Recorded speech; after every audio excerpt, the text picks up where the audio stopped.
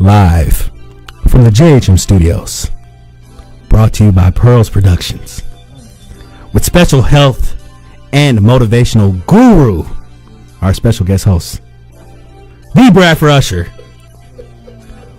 Go ahead and take it over, Dujuan. Brad, go ahead. Go ahead, B. I can't come out of that, man. That was funny. Go ahead, man. Thank you for tuning in. This is going to be a pretty live show tonight. We are here to talk about the Black Agenda. You know, it being Black History Month and everything, I felt the need to kind of, I guess, be this the hot topic with all the social issues that's been going on probably for the past few months or so. Lots been going on. And we've all, as far as Black people, we try to come together and have dialogue about what our agenda should be, what it is that we want as a I'm talking as a group now, right. Like as a group of people. What is it that we want to happen? Because when you look at us and look at us as a whole, I feel like we're kind of like we're at the bottom, but I feel like we're starting to make attempts to try to climb up, you know, and I guess come up with some ideas, you know, and just start doing it, you know, just start coming together more, start being more of a community, stop being so divided and just being all about just being the individual and how you're affected as an individual. And I think we can just a little more just start thinking more about community and not so much about your own individual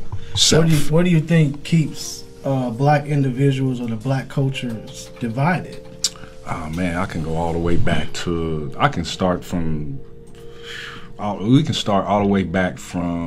we can go back to the feminist movement. I would say it probably began there because during that time, I don't know which World War it was, and after the Great Depression, when the economy took that big hit, and you had a lot of the white families, you had a lot of the soldiers that went off to fight and went to war. Right. So the wives were the ones that usually stayed home while the husbands worked. Right.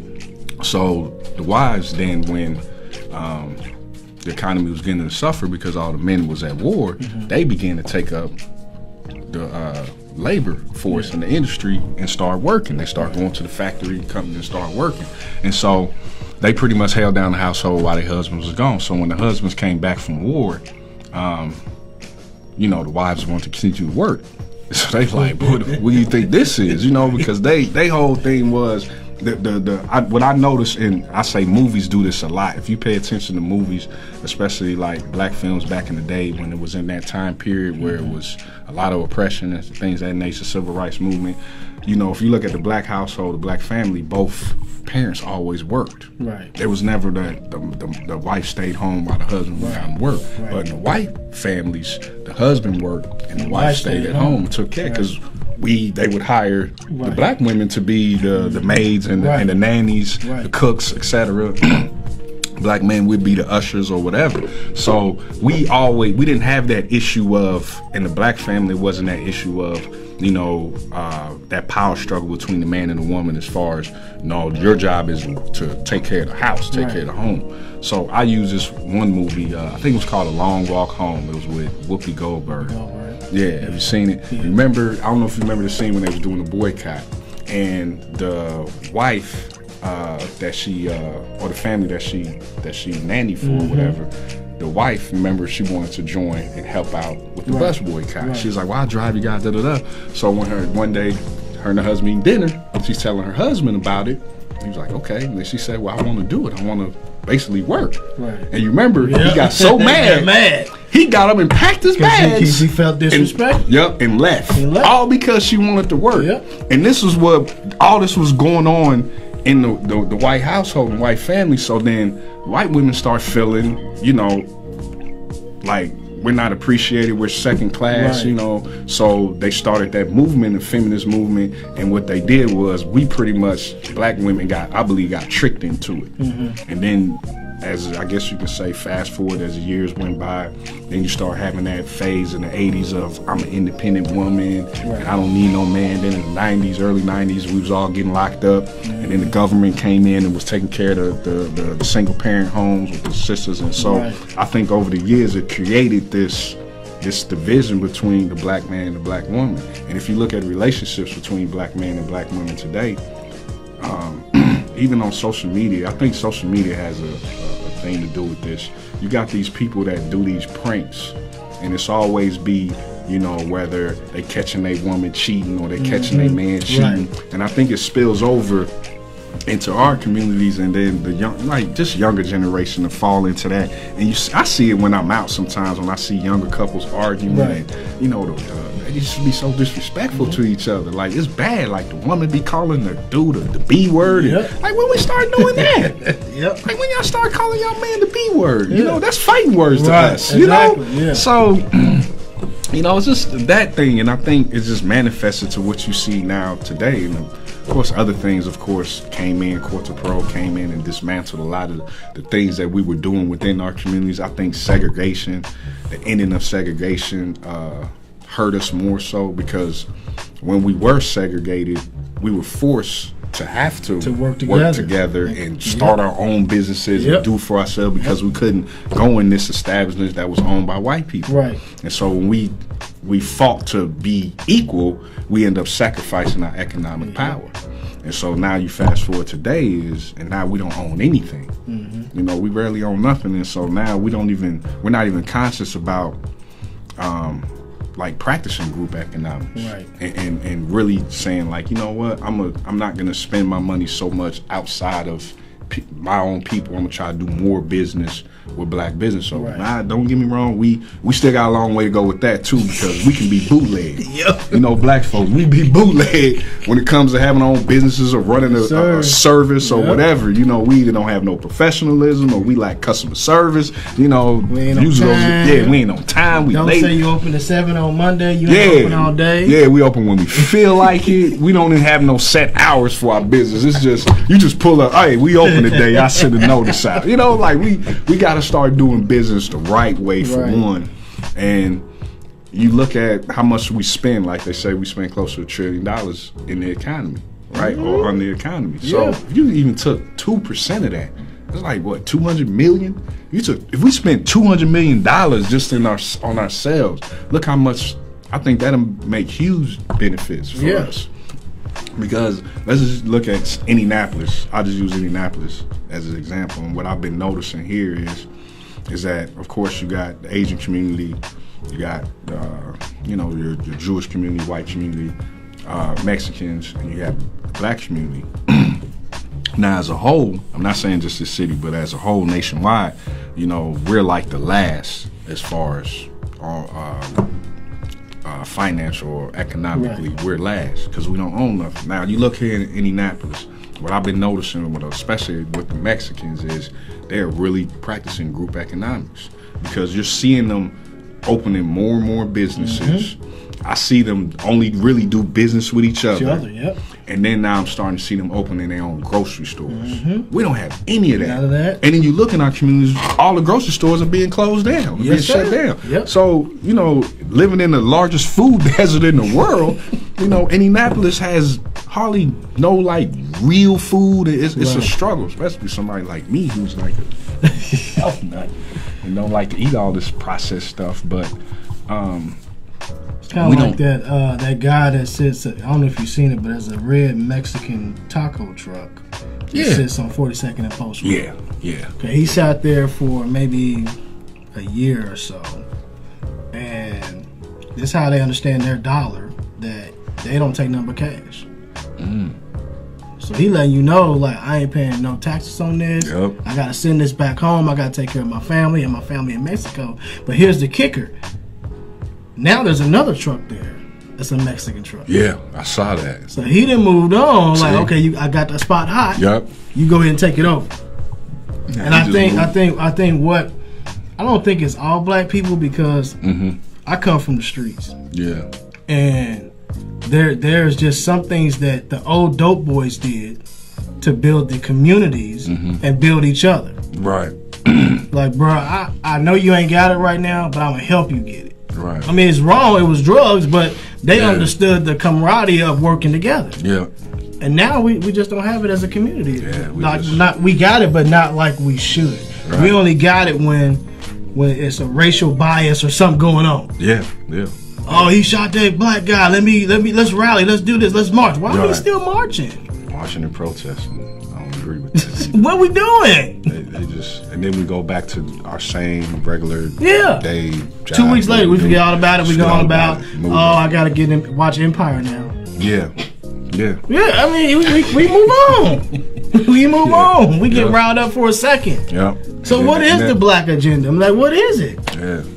And I think that's too, because I used to get all emotional about that too. Like, yeah, man, go out and march and protest. I'm going to protest, you know.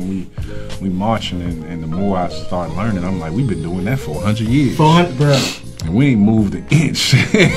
Yeah, man, we're still doing the same things. It's kind of like, okay, we got kids, right? Yeah. We doing things now so our kids won't have to go through what we're going through. Yeah. So because their job now is to be better and go further than what we went. Yep. So if we still marching and we still doing all this stuff, guess what? We're still doing what our ancestors did. Yep. Exactly. They done that so we didn't have to do it. Yep. They got beat at the water fountain so we didn't have to go through it. Exactly. So they was like, okay, the people coming after us should take us to the next level. Yep. But what level are we sitting at right now? If you ask me, we got a long way. We got a long hill to climb. You know, I don't want to sound like a Debbie Downer and be like we're in such bad shape, because I mean, not every community is the same. There are some cities that I know of that's like in Houston where black people are really getting together, banding together, and they trying to build. Even Atlanta. Even in Atlanta, yeah. I would say, you know what? I would even say every city that's predominantly black down south. Yeah. Because we do a lot of traveling down south, man, and everybody down there that's of African descent or whatever we want to call it, man, they are working together even if they don't know you. Yeah. If they see you outside, you got your CDs out, you got your books out. Hey, man, what you doing? How much you want for yourself? I want to support you. Yeah. Because they believe in supporting black-owned entrepreneurs. Yep. They believe in that. Exactly. And we should adopt that blueprint from all the other groups, like what these agents do. They do it here too. I mean, they master it to the point where they make sure they drill it into their children, and so as their children grow up at a young age. And like, I want black people to understand it's not. And I also want, if there's any white viewers or anybody else watching, I want you to understand it's not like a racial type or racist that we're trying to empower ourselves, or black people's trying to really like just come together and build. There's nothing wrong with that, and there's nothing for you to fear. Right. You know, so all we trying to do is uplift ourselves, and we need to quit waiting for other people to do it for us when we're really capable of doing it. Look, man. I say it all the time. We are the Aboriginal people of this planet. We are the trendsetters of everything. We invented everything. Everybody, they came behind us and just adopted the philosophy and ran with it. They stole it, they hijacked it, or whatever. And that's all phases of it.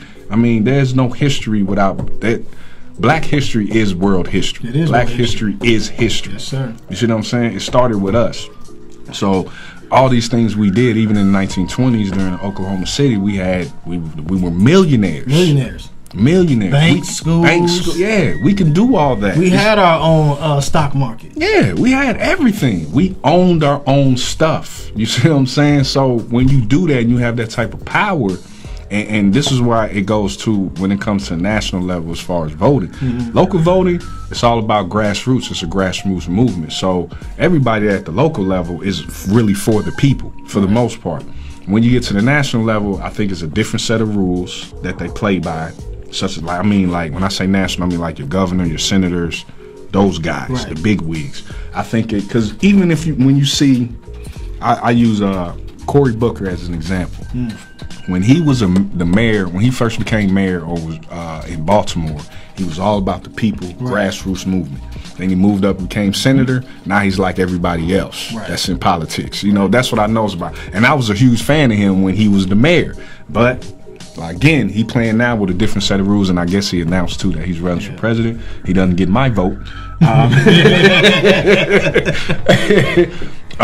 So that, you know, at the national level, I believe it takes money to get your agenda across. It's all about money. You know, and we don't have that. We don't own nothing. We don't have any economic power. So until we able to establish a base, an economic base, where we're actually building some wealth, generate some wealth, then on a national level, we can have our money and say here to whoever politician it is that we're going to back or lobby for, and say this is what we want. This is our agenda, and we'll lobby for it and they'll get it for us. Because that's what they do. They cater to the people who is lobby for their constituents, people who've donated millions of dollars to them, and we don't have $1 million as a collective group that we're donating to these politicians, and that's why we basically get stepped on, and we continue to get stepped on. We can't continue to be insane. We keep doing the same things over and over and over, and then we expect a different result.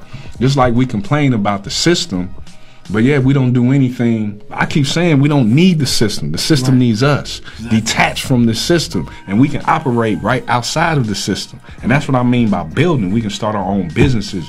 Eventually, we can have our own grocery stores. We're growing our own food. We've investing in land. You buying land. We're investing in real estate. Stop wanting to invest in network marketing.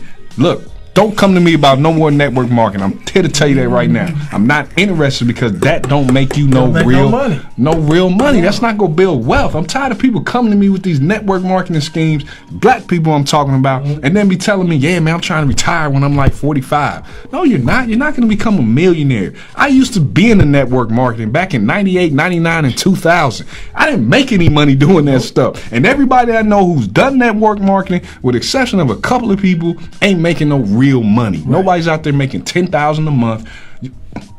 Real estate is still producing more millionaires than any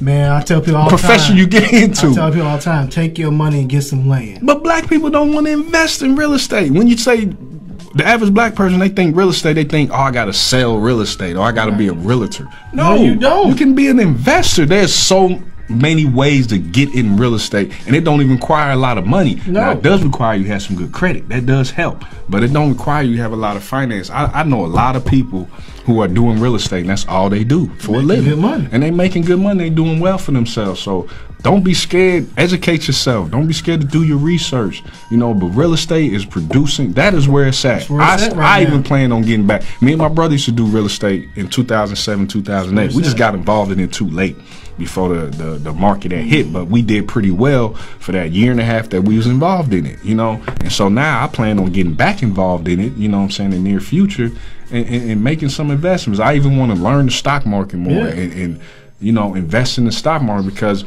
we have to get financially literate so we can pass this stuff on to our children, because it's about them. They're the future. So we pass this stuff on to our children, and then our children can be educated. They grow up not the way we did, as indoctrinated. They grow up educated and know, and then they know what to do, and they can implement these plans because they already know. It's up to us, though. It's up to the adults. It's up to the parents. We got to educate the children. We can't allow the system to do it. We can't allow the so-called white men to do it. None of that. We got to do it ourselves. You know, we got to start building, man. It's all about building and becoming one fist. That's power to the people, as they say, you know. So. Shelley Covington said, integration and assimilation did more harm than good to us.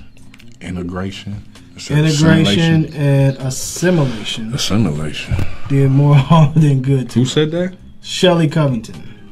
Why does she believe integration did more harm to us? I don't know.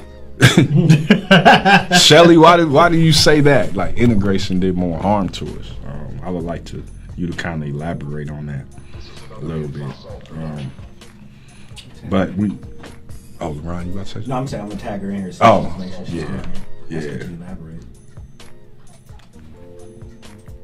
yeah, because Mia Taylor said we need to vertical integration where we focus on wealth and resources.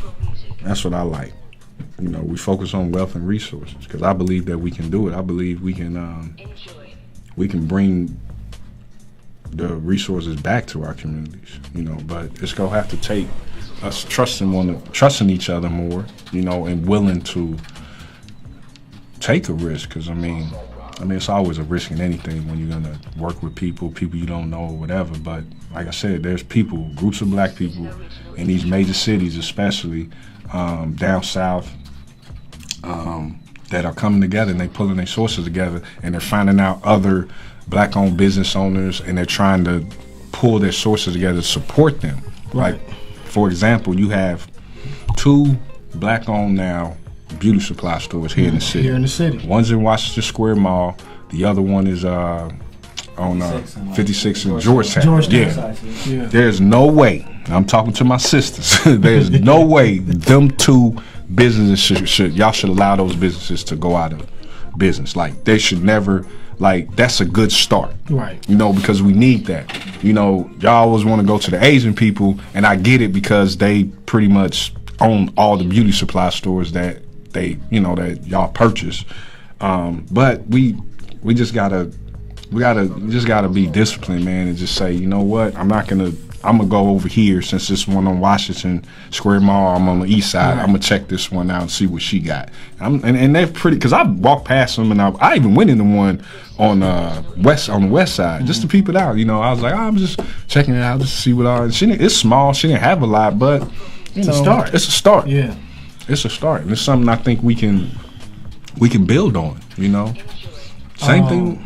Oh, go ahead. I think, man, I really believe that the economic power is still in the community. I just think that the separation of the people destroys the economic value, if that makes sense. Yeah. Where we need to gather more, and really trust each other more. Because, one day I was walking in the gas station, and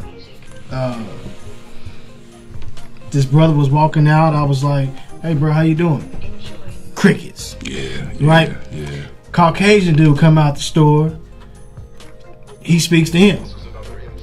He mugging me like I'm Gray Robbie, but you speak to him. Self-hatred. You see what I'm saying? So whether or not we believe in the Willie Lynch stories or not, bro, if you read the story, it's true. Read it. It's an absolute fact. We do suffer from it. We suffer from it, whether it happened or not, whether it's true or not. We are pent against each other. We are. Dark against light. It's in the book of Willie Lynch. You separate the husband from the wife. You talked about that earlier. That's in his letter. How to control them and how to mentally control them. So we just got to get past that. But again, it ain't gonna take a few. Why you laughing, LeRon? LeRon knows.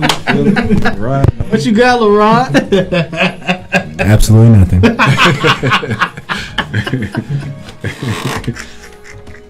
Yeah, man. We just we gotta do better. We gotta do better, because I've seen. Like I said, I observe a lot. I'm always people watching and just peep game. And like where you talking about over there on 42nd and Post, you got that.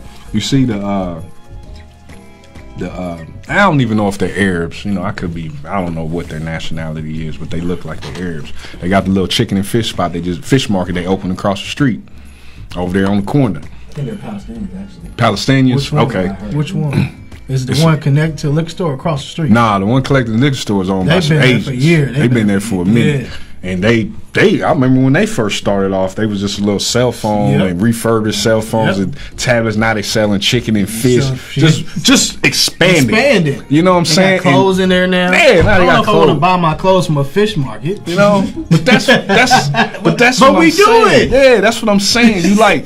And my thing is, I've never bought anything from that place. I've never I don't do it. I don't go to Jordan's Fish. I go to Jordan's Fish.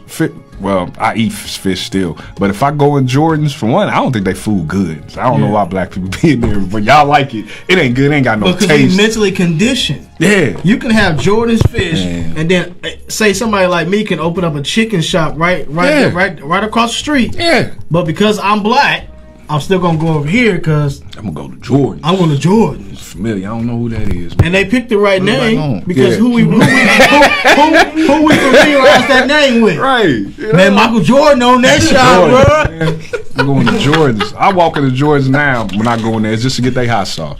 Yeah. That's it. And they always look at me weird too. And I get the same look no matter which location I go to. I'll be like, yeah, I just want to get some of y'all hot sauce. And they be like, they give me this blank stare like, what? They call the police on you? Can you read that? Oh yeah. This is a comment from Ken Jackson, who's in one of the watch parties. Shout out to everybody who's in the watch party. If you're in the watch party, go ahead and come into the main room because we actually don't see your comments in the watch party. But I pulled this from one of the watch parties because I'm good like that. He says, sometimes we must ask if integration helped or hurt us. We closed our banks, schools, restaurants, hotels, buses, businesses to go spend our resources with others who didn't even want us there. Great comment. So, prime example to his point, just because we love the breadsticks, we still go to Kilroy's, even though they let us know they don't want us there. Come on, man. Now you. They've let us know we do. They do not want us there, but because the breadsticks are good, we still want to go. Oh, they wings is good. Oh, the wings are fire. Yeah, I don't care how good your food is. If you disrespect me as a customer, I'm not coming in there.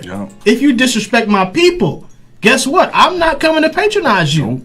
Oh, and that's what I did. I stopped going to Kilroy's because, and I've even all the incidents that happened at Kilroy's, and like I told you, I said, I've never experienced any discrimination at Kilroy's. I said, but I ain't going. I ain't either. I don't go because I'm like, if this is it's just too many incidents, so I'm like, I ain't going to Kilroy's anymore. And that's what I mean.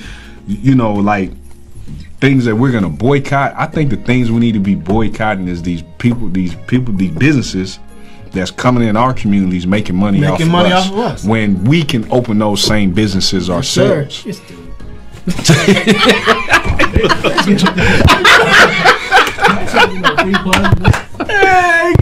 Now everybody on here gonna go buy Jordans.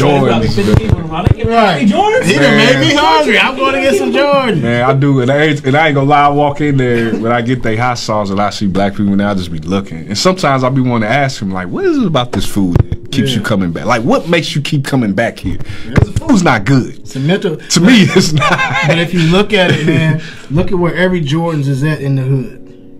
And the hoods are kind of being boxed in. They're putting everything that you need in the hood in walking distance. Yep. So I can go to the chicken shop, get my chicken. Then I can go down the street to the dollar store, get my paper towels, toilet paper, paper plates. Yep. Now I can go across the street to the gas station and get my cigarettes. Leave there, go right down the street, get me my alcohol. I can go home. Yep. Now, and that's what it is.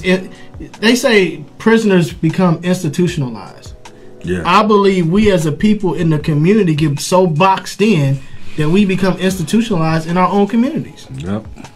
Exactly. It happens. Yep. But we know the issues, we know the problems. I think, we as a people, especially strong black men, have to step up and say, how do we fix this? Yeah. Yeah. How do we get strong black men together? Because if you look at every revolution that's ever happened in the world, it took what? Strong black men. Yeah. Every last one of them. But if we keep mugging each other at the gas station. Yeah. And y'all be buying that food. Y'all be buying that chicken from the gas station. Man. Come on, man. That fish can't be good. It can't be fish. Can't be, man.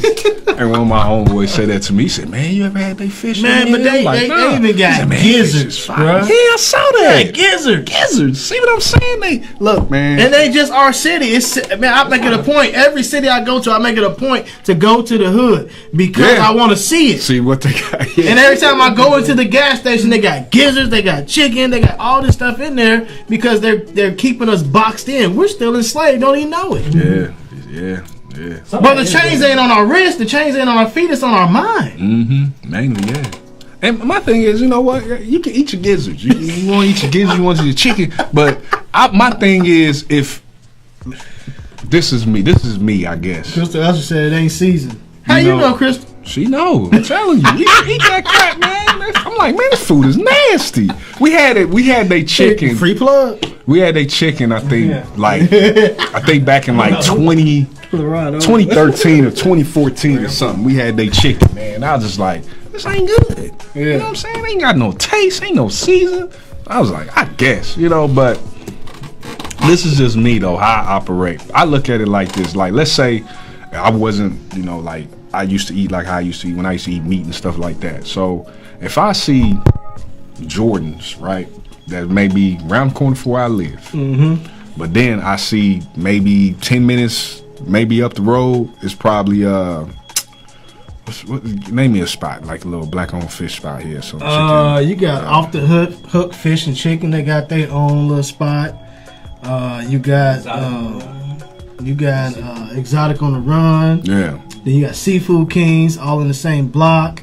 The Trap. You got the Trap down on 30th and Keystone. Right. So instead of me going over there to Jordan's just around the corner, I'm like, I'll drive 10 minutes and go to this black-owned establishment. Because I'm like, what do they know better about it? Like, it's really like our type of food. It is. So what do they know? How they gonna make our food better than us? How they gonna know? So I don't get that concept when black people just be going up in Jordans, just eating they fish and chicken like it's fire. Like, they only thing good is they hot sauce. I think because they be high, brother.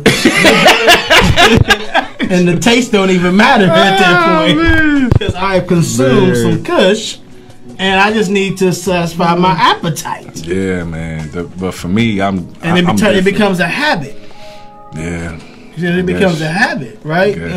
Because even back in the day when I was smoking and I was drinking, and I would leave the club, I won't do this today, but my first stop after every club was to go to White Castle. Every single time. We all did that, yeah. Every single time. White Castle. The Trap. Good stuff. I can't eat the Trap because I'm allergic to their food. Unfortunately, I can't eat nothing from my. She got some good food, bro. Yeah, my wife, she's had it. She get her ingredients straight from where she's from, which is Jamaica. Yeah, that's so what I heard. She goes to the land herself. See what I'm saying? And brings it back. Getting those natural, real ingredients. She ain't getting this artificial stuff. Nothing you get from there is processed. Yeah, that's good. So you getting that good food. That's why it's so good. But I'm good. I'm glad to see it there. I wish they had set hours, but. It's a start. It's a start. You just get started. And honestly, man, like this is a prime example of how working together works. Yeah. There used to be Jamaicans that had that spot. Okay. Remember they had the big grill outside. They had the jerk chicken. Yeah, they sure did. I remember that. They had that spot. Yeah. They went ahead and closed their business. She reached out to them about the location, and they said, "Well, let me taste your food." So they tasted the food, but they gave her the spot. Wow. Said, go ahead. Just see, that's what I'm saying. That's building. That's building. That's like building. We taking this as far as we could on this corner. It's yours now. Yep. And she doing well. Cause I hit if I could eat. Man, listen. The other day it was when it was like 10 degrees outside, bro. They was wrapped around the corner. Wow. And it was that standing cold outside. Standing outside. See, that's beautiful. To me, that's a beautiful sight. Yeah. I like that type of stuff. I do. And that's how we should be, man. Just like we get. I bring up the AKAs. Shout out to the AKAs. But one thing I will give them credit for. I was telling my wife this. If you're an AKA, let's say you're pretty well rounded, you got meaning like a lot of AKAs in the city that you live in, right. And you start a business. Man, them AKAs they gonna show up and support out, and they will show. They show up. And they give so much support to your business, they really help get your business off the ground going. Yep. Now, my thing is, let's extend that past that. All of us can be that type of enthusiasm to support one another. Mm-hmm. You know what I'm saying? And all I'm asking us is just to be more conscious of it. I'm not saying, all right, well, let's go a whole month. I'm not trying to do no little month challenge or whatever where you just buy black for a whole month. I'm just saying, like, let's just be more aware of it. Let's, like... I'll give y'all a site. Some y'all may heard of it, but it's a Instagram page because they even follow me on Instagram. It's called We Buy Black, and it's all these black business owners that have a lot of online businesses, and you can get pretty much anything from there. I even got some. There's some detergent that's really good that I like. I need to order some more because it takes like 2 weeks for you to get it. But it's great though. It's lasting me. I bought it in October, the end of October. And it's all about almost done now, but it's called True. Or dish detergent? Laundry detergent. Okay. It's called True. TRU. I think it's TRU. It's called True. Look it up, people. Really good detergent. Dish detergent? My wife goes through so much. I don't know if they got this detergent. Like we go through 5 bottles. Oh man, she uses a lot. Oh man, she uses too much dish detergent. Yeah, she kills it. She like my she reminds me of my we cousin need to get Gil. some stock in dish detergent. She does dish that. detergent and bleach. We need stock.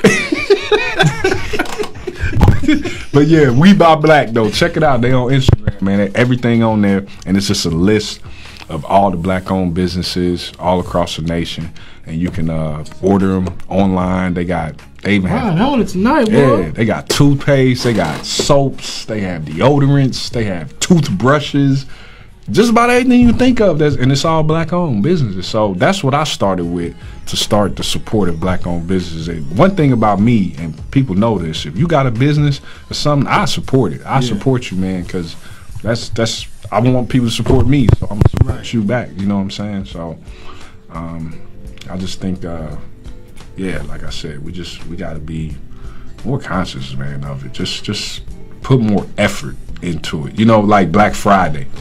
Black Friday this year. Let's make it a real Black Friday. Say, you know what? We just go shop with black business only. Let's make it a real Black Friday. I throw that challenge out there. I don't even Black want to celebrate Black Friday challenge. I don't do nothing for Black Friday. I don't go out even there want with to that madness. celebrate But I'm gonna say this for Black Friday challenge. Y'all put this out there. Let's challenge ourselves to only shop black on Black Friday.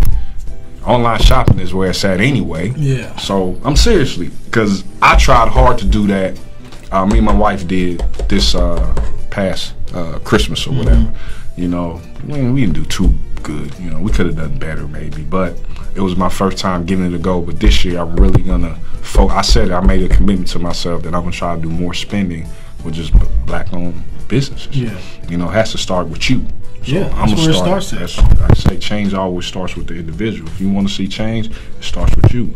So be the change that you want to see. So I want to be the change for my people. So I'm gonna start doing these things that I want to see change. Right. You know, I'm just gonna. That is true laundry.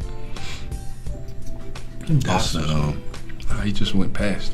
It just went past, but real quick. Maybe he wants some boxes. There's the toothbrushes.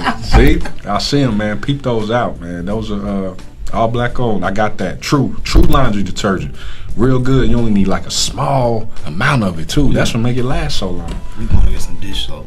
I'm gonna post it. I'm gonna let you see it. So I'm gonna get some dish soap. So yeah, but any comments out there? Make it a joke. So I'm all about uplifting our people, man, and creating some wealth. The time is now, because to me that's the revolution. The revolution is not with an iron fist. You know, it's not marching, it's not protesting. The revolution is boycotting, not boycotting in the sense of like we doing with so-called Gucci and Prada and those places. That but means nothing. Yeah, that means nothing. You're not affecting anything. Yeah, we're not boycotting the NFL. That's really, to be honest, I'm gonna tell y'all right now. You still watching the NFL? I do. That's what I'm saying. I'm a football fanatic. But the ones that say they boycotting, they still watching them. They still peaking. Yeah, stop fine. You're still peaking. You know, women that y'all, I'm not buying that. Y'all talking about I'm boycotting NFL too. You don't even watch football. Cut it out. You watching football again. You just glad your husband's boycotting. Right. So you like, now I get more time. You know, but. Yeah, boycotting the NFL, I mean, that's a multi-billion-dollar conglomerate. You're not gonna, as long as majority of the players are still black, you're not touching them. I mean, but here's my thing with that: if the NFL, if it's a fact, I have not done the numbers or the research, but I can almost guarantee you, the NFL is at least 70 to 75% black. Oh yeah, absolutely. The very least, right? Mm-hmm. So if they're not boycotting. That's what I said. Why should I? Why am I going to boycott? The players are still playing. Because if they all walked off that field, you ain't got no Sunday game. Nope. That'll hurt them more than we boycott. Yep, it sure will. Yeah, the impact for big companies like that or corporations like that has to happen from within. Yeah, exactly. If it happens from within, yep. Now that's why if LeBron was playing football, he might be the might be able to do that. Might be able to do that. So. But yeah, that's not the revolution. Is us spending money with each other, you know, being consumers of each other, and trying to build economic wealth, create an economic base, and eventually, I want y'all to check out. Y'all might have heard of him, Dr. Claude Anderson. He speaks about that. Yep. He has a nice little blueprint that I think all of us could follow. You know what I'm saying? That could really uplift us, just economically, man. It's not going to happen overnight, of course. It's going to take years. It's really, I look at it as it just should be something implemented for life. For life. Know, that we can pass down from generation to generation to generation. Because, like I said, we've always been the ones, the pioneers of everything. And I think in order for the system, the only reason why the system is still surviving is because of us. And the minute that we detach from it, we'll dismantle this system, and then we create something outside of it, and then the rest of the world will go follow like they do everything, like they've done in the past, like they've always done in history. So I always felt like we're the ones to take down this system, to dismantle it. It has to be us. It can't be no other group. You know, but we got to stop doing this thinking that we can change this corrupted system that's not for us, you know, that we claim is not for us, but yet we still want to try to, you know, work within it or survive it, try to just survive the system. No, you can operate outside of this system. We don't need this system. It's too much technology out there today that we need to depend on the system. That's why they spend so much money on media to program you, and you got just watching the TV, you know, because a lot of people don't really know this, is that majority of people that watch TV are poor people. Poor people watch. Rich people don't watch TV. Rich people don't watch TV. So that's why they spend millions and millions of dollars, probably even billions, on media, because they know the television is a television programming. It's to program your mind. Keyword you said, program. Yeah, program. They even used to say it back in the day. Yeah.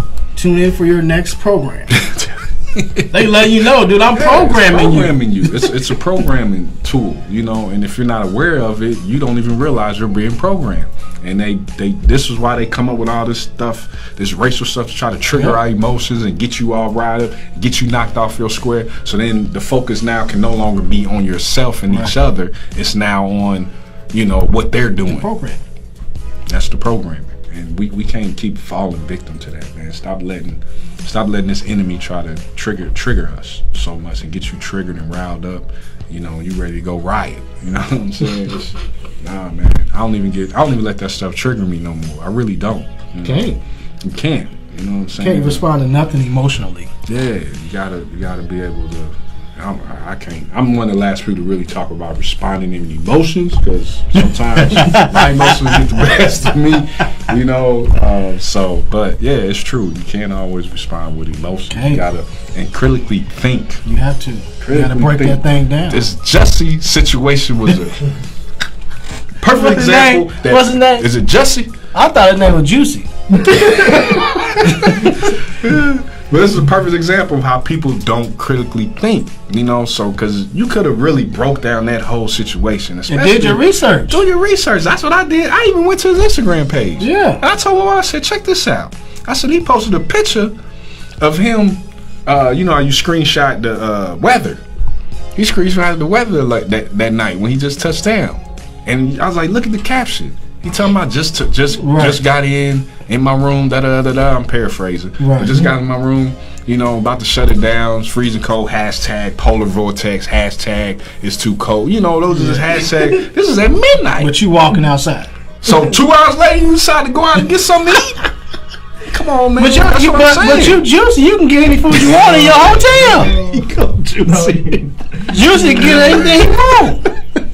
You ain't got to go outside. So, I mean, I understand, you know, people believe them, and, you know, y'all feelings a little hurt, but, you know, they'll never go against your gut. And I know y'all gut told y'all this story don't make sense, but you saying to yourself also, but why would he lie?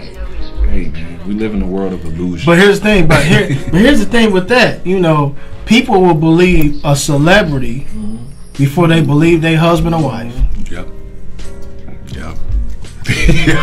Let you go really get jumped, and you come home, at 2 in the morning, your wife like, where you been at? I got beat up, I got jumped. No, you didn't. Where was you at? Where was you at? You put the marks on your face yourself. Who scratched you up on your face? What's her name? What's her name? Yeah. But you really got down, man.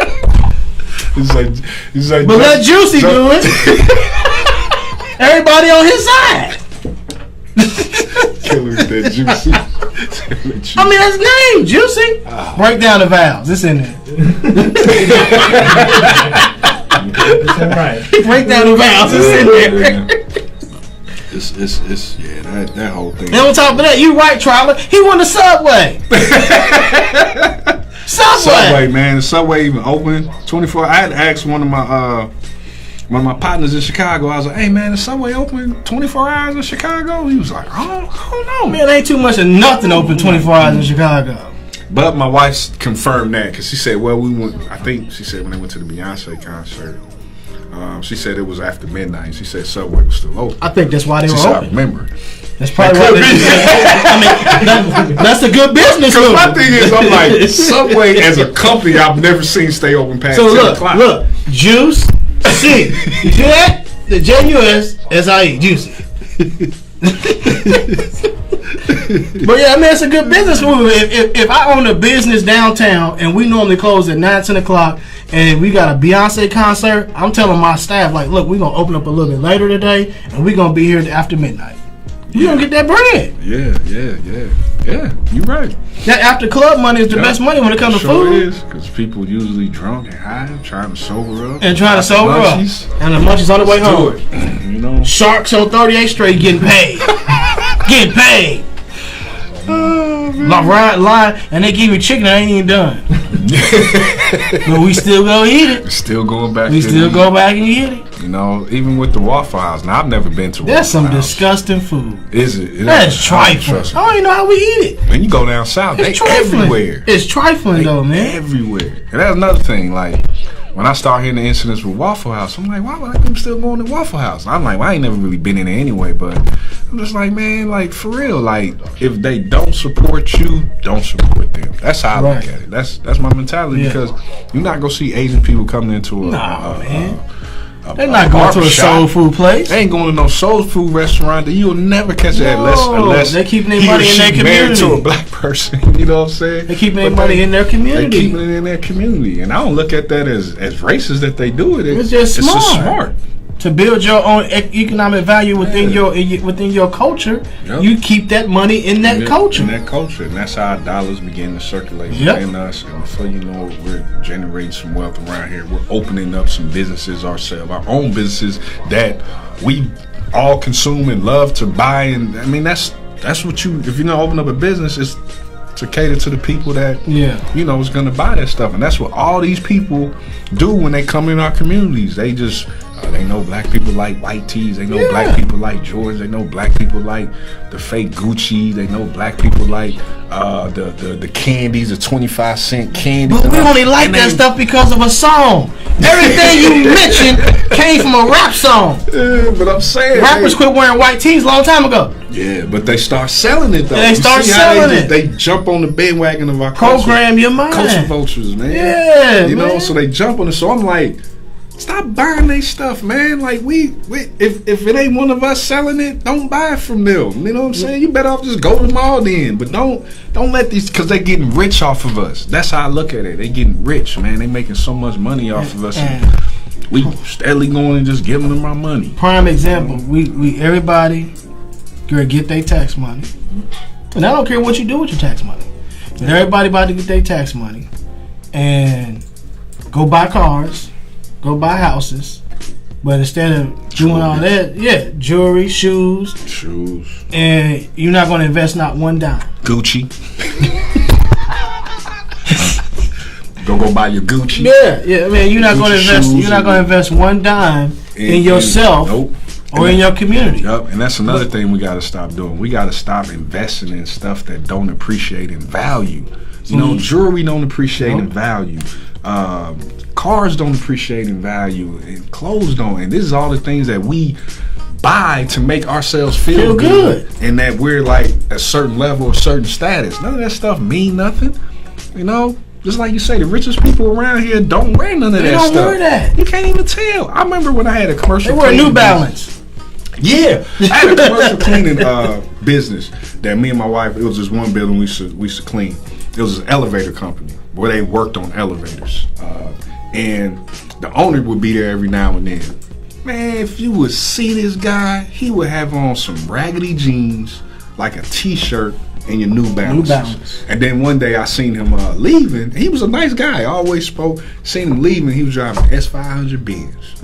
Nice too. I'm like, see, don't even look. He looked broke, you know. But look what he driving. He got this. You know, who knows how much the company was worth, but they're all over the city. You know, this company's all over the city. But that's what I mean. I'm like, see, that's what I mean. We always got to be flashy with stuff. Floyd Mayweather, you know. Outside of boxing, he bothers me, you know, the stuff that he does. But I am a Mayweather fan. I'm not afraid to admit that. But I'm a fan of boxing, though. So I've always liked him as a fighter. Same thing, and that's the thing that he teaches. Like, we got this mentality that because I got it, you know, I'm a flaunt it or I can buy it because I got it. Me and my college roommate used to get into it about that. Not like, but used to get in debates about that. Because remember back in the day, Master P had that $500,000 what was it, chandelier in his room, and me and him was debating that. I'm like, that's dumb. Why would you spend $500,000 on that? He like, why not if you got it? But why? You can $500,000 could go so much further to something else. Master P today will tell you. And he'll tell you that was dumb. That was dumb. You see how he is now. He just switched it up. Yeah, he switched it up. Even Jay-Z switched it up. You don't even see him rocking. Back in the day, he used to always rocking platinum, and all he talked about was platinum jewelry. Now he barely wearing it. He got more money than he's ever had. Yep. You see what I'm saying? So we got to start investing in things that appreciate. Real estate appreciate. You buy land that appreciates in value. You know, the stock market. If you make smart investments, there's people that, you know, just learn it. You know, there's people out there that's what they do for a living. All they do is do the stock market. That's how they make their earnings. I mean, you pick these people's brains, and then another thing we got to stop doing. Stop being so competitive with one another that we don't want to teach people like the game of, you know, success or whatever. We never want to fear somebody might get further than us. Yeah, like for what? I mean, you're only in competition. I'm only competing against myself. I'm not competing with nobody else. There's no competition. There's no other competition but me. Yeah. You know what I'm saying? Just like this morning, we got in CrossFit, some of y'all know I do CrossFit, we got the open workout now. Open competition is going on. It's a worldwide competition. I did my heat this morning. I'm not entering it. I just do the workouts. So I did my heat this morning. Guys next to me, they booking. They're ahead of me.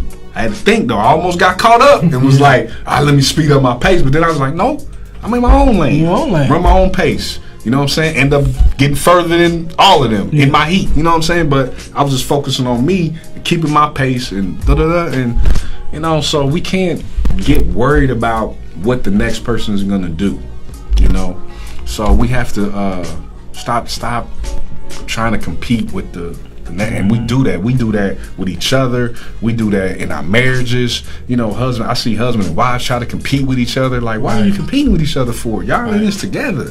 You know what I'm saying? Build it together. Be a community, and you'll go so much further. So it's not about that competing with other people, man. We gotta stop that, man. Well, Grant Cardone. I like Grant Cardone. Rich real estate man. He always says, don't compete, dominate your space. Boom. That's exactly what it is. Stay in your lane. Stay in your lane, dominate. I like that. If you got time to focus on somebody else and be, you know, jealous of them, because that's what competition will get you. Yeah. It'll make you jealous. It'll make you jealous, And then it'll basically slowly destroy your momentum. Because motivation only gonna go so far. Yeah, exactly. So he was motivated because of that competition over there. So that's like LeBron saying, I'm gonna compete against this guy tonight. But I think he competes against himself, because what if that guy's not at his best that night? So you don't raise your level of game that night? No, your game should always be 120. Exactly. Well, competing against yourself, how can I get better? Exactly. It's all about, how can I get better? You know I ain't worried about you over there. Don't worry about what you doing. How can I get better? Yeah. And that's what we gotta stop doing. Stop focusing on what everybody else is doing around you. If someone has the big house and that's something your goal is to get there, whatever, don't rush it. You know what I'm saying? It's gonna happen in its divine time when it's supposed to happen. Otherwise, you end up getting something that you really didn't want. You didn't want it. I regret that. You know, so that's up Crystal Usher. She says we need to stop trying to look rich and we need to work on being rich. Right. Boom. Got nothing else to say behind that. You know what I'm saying? We gotta, Damon Dash said that. He said it best. We gotta stop looking rich, man. We gotta start working together. You know what I'm saying? Start building and respecting our women too. And women respecting us, respecting each other. It goes both ways, but I think we really need to start respecting our women more too as well. Stop allowing our women to get disrespected. And stop allowing your women to, if you in the car, to pump the gas. Stop allowing your woman to put air in the tire. Pump your gas and get out here and put air. I do. I was driving one day where dude was sitting in the car. His girl was changing the tire. I'm like, dude, what are you doing, bro? Maybe she was a mechanic. Ain't no way in God's green earth. If I'm in the car, my wife changing the tire. Yeah. I put air in this girl's tire before once. Yeah. Didn't even know. I just seen over there. It was freezing cold that day too. And I was like, you need some help? You want to put some air? She says, oh, thank you. I was like, yeah, I'll put air in your tire for you. You know what I mean? It's just simple, little small stuff like that. Any final words? Do. So, let's be great, man.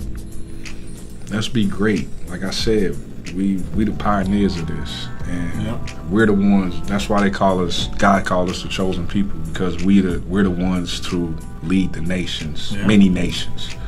And I leave it on this note.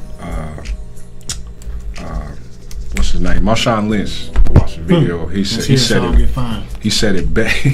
He said it best. He said, if you want to go quick, go by yourself. Yeah, but if you want to go far, you go together. That's right. So you can get to wherever you want to get to by yourself. That's proof.